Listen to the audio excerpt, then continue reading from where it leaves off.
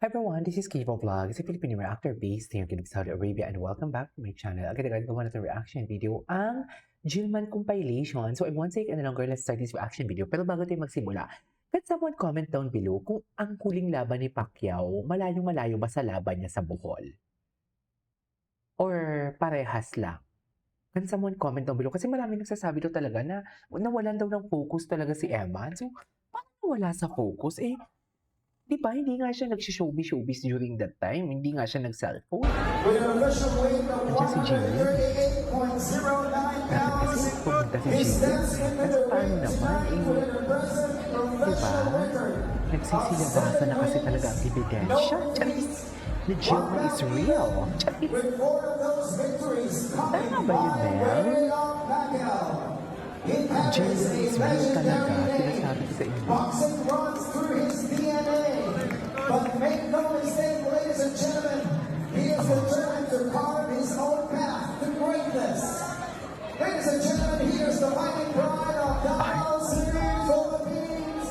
That's one Davao City, Philippines for today's video. The undefeated Emmanuel Bacosa. The undefeated.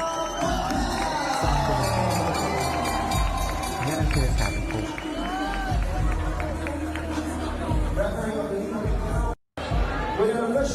Diba? The undefeated, so ngayon defeated na siya. Tama ba? So, hindi. So, Eman, tatlo-tatlo yung naging father figure sa buhay mo, tama ba? Si Manny, tapos yung una mong stepfather na nambubugbog, at saka yung ngayon si Tito, ang tawag Hindi siya Papa lumabas? Sultan, na siya ring sumuporta sa'yo para maging boksingero, tama ba? Opo. O kamusta ba na tatlo yung naging father figure mo sa buhay mo? Si Daddy Manny po, si Daddy Manny Pacquiao ko po, naging masaya naman po ko kasi siyempre, sa lahat ng pwede kong maging ama, division world champion pa po. Tapos yung second, yun po yung traumatizing. Hindi ko na po masyado babanggitin, pero po yung time binubugbog kami. Hindi po kami nakakain ng maayos. Po yung time na halos mamatay-matay na po kami noon nung mga bata pa po kami. Hindi ko nga po akalain ng buhay po kami. Tapos yung currently po, yung stepfather po namin, tinuruan po kami ng ng tunay na, paano maging tunay na tao, na maging respeto, ganun. So, Eman, tatlo-tatlo yung naging father figure sa buhay mo, tama ba? Opo.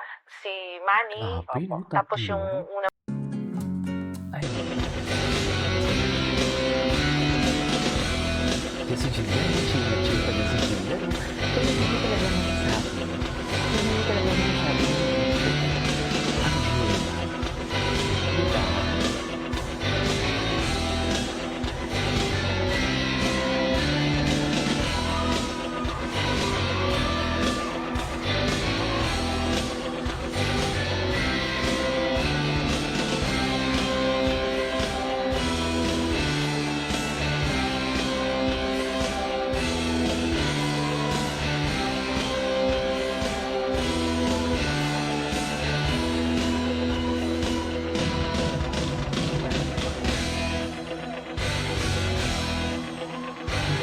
Anyway. Ay, sino to? Is this Eman? Ay, this is Eman. Tira, kani, sparring. Ay, this is Eman. Hindi malapit yung panood. Hindi talaga natin pinapanood, ma'am. Totoo lang. Saan na lang yun? Diba? Ano sinasabi ko? Tsare.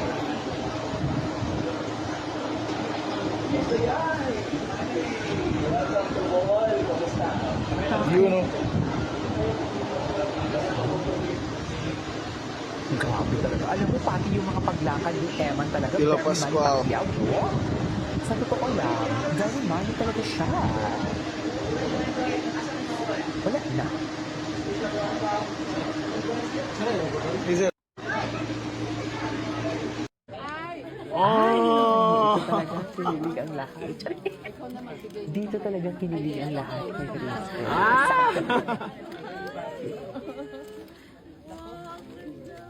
Baka maging ninang ako nito. Dito talaga kinilig ang lahat, mga mami. Yan ang sinasabi ko.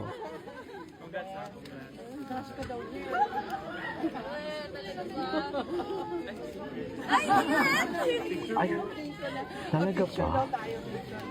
Atake din naman to si Madam Jessica Sohon Forte, no? Atake, Diyos ko. Ay, OA naman sa kilig. Super OA. Oh! Super OA naman ang kilig natin for today's video. Kaya mo naman talaga walang bukas. Alright, pausunod pa ako sports. First of all, congratulations, Emma Bacosa. Congratulations. Ito na, iniisip namin, lalabang ka first time sa Araneta. Ngayon panalo ka na. How does it feel muna na nanalo ka sa pinakamalaking stage ng iyong career so far? Ngayon, I feel very, very blessed po kasi I'm part of this unforgettable history and I made a lot of people entertained and proud. Yes. So, Sabi ko, nakita in order natin for yung them to kalaban mo sa entertain. lado, binigyan ka rin ng magandang laban. Are you satisfied with your performance? Yes, of course, kasi I work hard for 3 months din kasi hindi ko talaga siya in-underestimate. Nag-work hard talaga ako, mga training ko sobrang hirap, ganyan. Sa laban na yon, ano yung part na medyo nahirapan ka sa tingin mo? Wala naman po, nag-stick to the plan lang po kami na wag maghabol ng knockout kasi doon din naman po tayo papunta pag may pagkakataon. So I have to ask you because kitang-kita ko sa mata mo may dugo. Oh, what happened there? Kailan niya natamaan? Parang headbutt po, pero hindi naman po ako bothered kasi maraming beses na rin po ito nangyayari sa sparring ko. So, yun po kasi rin sinabi isa sa mga coach ko na always be prepared po, no matter what po.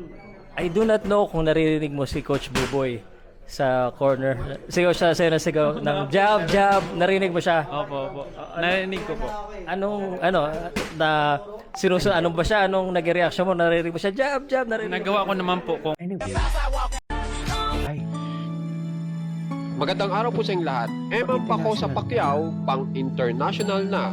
Jillian Ward, dinungog ngayon. Alam po natin lahat yan dito sa ating video. Napakaganda nga po ng balita para kay Emma Bacosa Pacquiao dahil isang international na company po ang kumuha sa kanya ito yung kung Swatch. saan Iba ay na inilathala po siya ngayon dito sa Ay, People ito sa Asia pala. Asia. At ang nakalagay pa nga po dito, sa Asia pala. Ay, ito si Emma. Kinikilig din siya, sir. Oh, kinikilig. Ay, hello. May Ay, isa pa grabe, full. Emma Bacosa Pacquiao. Pabrief naman. Nakabrief lang ba siya dyan? Wala. Pabrief lang si Emma. so dati yung mga Anyways, it is a win for today's video from Gilman Compilation. This is KJ Vlogs and see you on my next vlog.